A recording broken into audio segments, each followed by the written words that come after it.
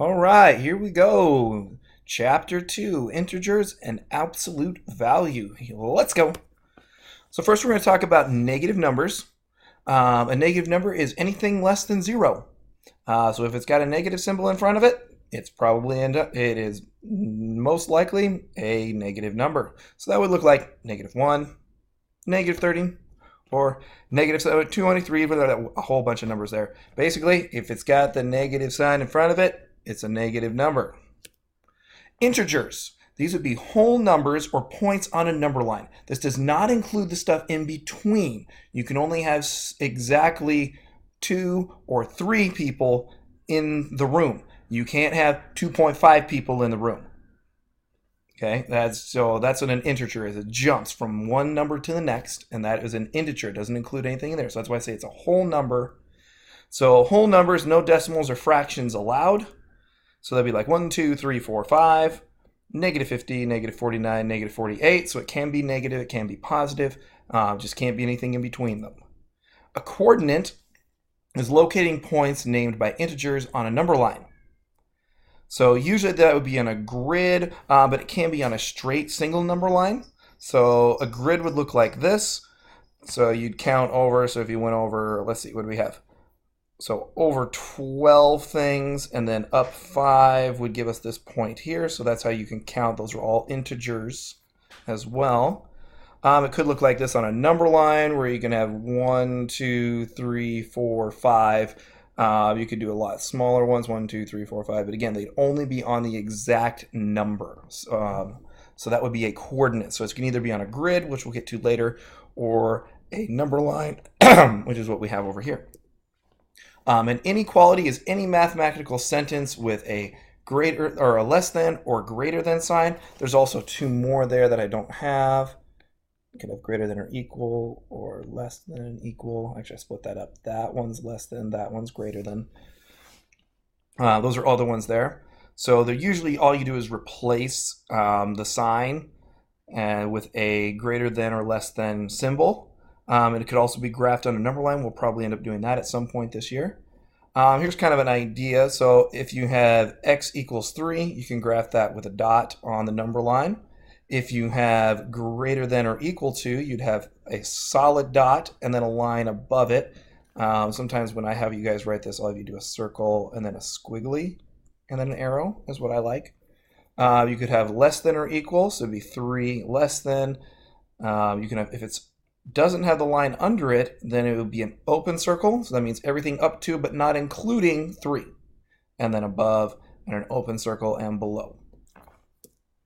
Absolute value, the distance of a positive or negative number, its absolute value is its distance from 0.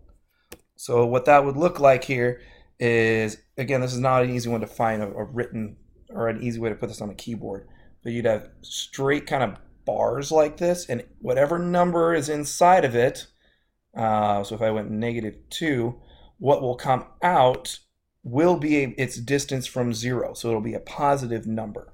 So that would be 2. It would be the absolute value of -2. And this absolute value, I think, will come in later when we start adding and subtracting integers and stuff like that, and multiplying, dividing. So if I have -3, it'll come out as 3 units from 0, so its absolute value will be 3. The absolute value of 0 is 0. And the absolute value of 5, it'll come out as +5 because it's 5 units from 0. So that's what absolute value is talking about. Let's get into some examples. So write an integer for each solution. So 32 feet underground, I think that would be, an under would be negative. So I'd say that'd be -32. So the integer would be -32. Remember when it says integer, that means it has to be a whole number, no decimals, no fractions. It's got to be a whole number. 8 weeks after birth. So that would be an integer of +8. Or this might end up, in a lot of our homework, it'll look more like this. It'll just be 8. A loss of 6 pounds looks like a negative number, so the integer is -6. All right, pause these and give it a shot.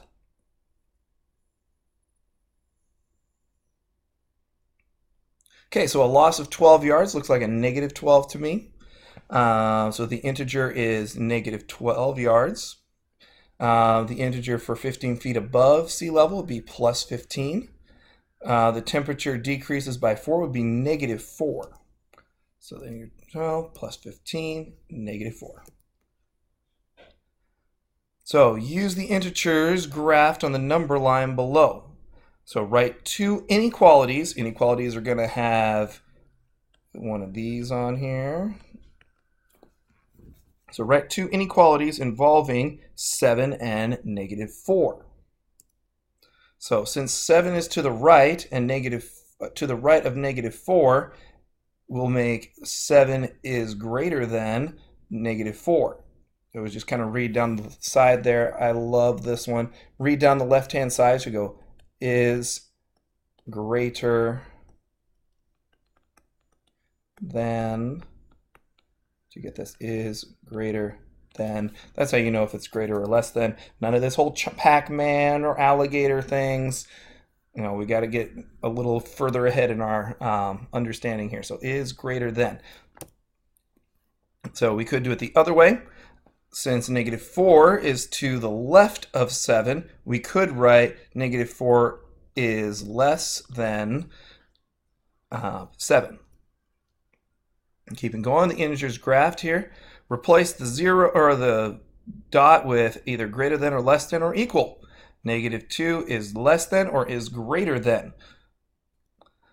So since it's to the left, so since 2 is over here and 3 is over here, we're going to say it is less than, negative 2 is less than 3.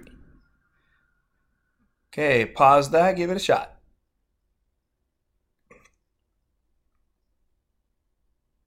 Okay, two inequalities. So we're going to have negative 4 and 1, and then 4, and then 1 and negative 4. So negative 4 would be here, and 1 is here if it's to the left. So negative 4 is less than 1, and 1 is greater than 4. So 1 is to the right, so 1 is greater than 4. Replace the symbol, 6 and negative 7. Negative 7's here, 6 is here. 6 is bigger, so 6 is greater than. So if they all agree here. I like it when people agree. All right, the high temperatures of the first 7 days of January are negative 8, 10, 2, negative 3, negative 11, 0, and 1. Sounds cold to me. Order these temperatures from least to greatest. So the easiest way to do this is to graph them on a number line, and that way you can then you can just list them from left to right. So if we put them all over here, negative 8, 10, 2, negative 3, negative 11, 0, and 1. Now we can just list them across. So write the numbers from left to right. So the answer would be negative 11, negative 8, 3, 0, 1, 2, and 10 from least to greatest. All right, pause this one, give it a shot. Okay, again, I'm going to give it to you. Here's your number line. List them out. Positive 5, negative 3, 12. Looks like I need a couple more dots here. That's okay. 12, negative 9, 6, and negative 1. I'm just going to list them off. Negative 11, and negative 3, negative 1. Sorry, my handwriting. 5, 6, and this was 12.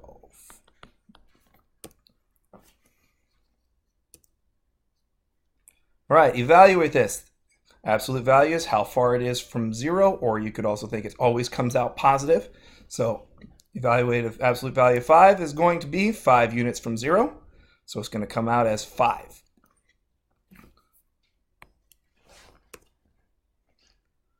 All right, so evaluate this. Negative 8 and negative 1. Okay, so the absolute value of negative 8 is 8.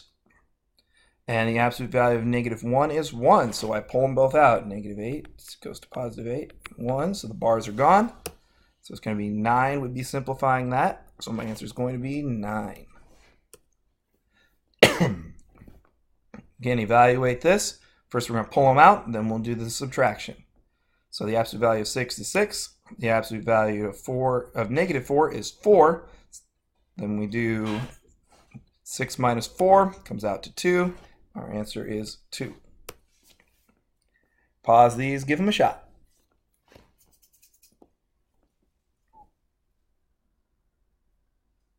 All right, so negative 9 is going to come out to be 9. This is 9 spaces away. This is going to be 3 plus 2. So that's going to come out to 5. That's going to be 6 minus 8. We get negative 2. Don't know why those jumps happen, but that happens. 9, 5, negative 2.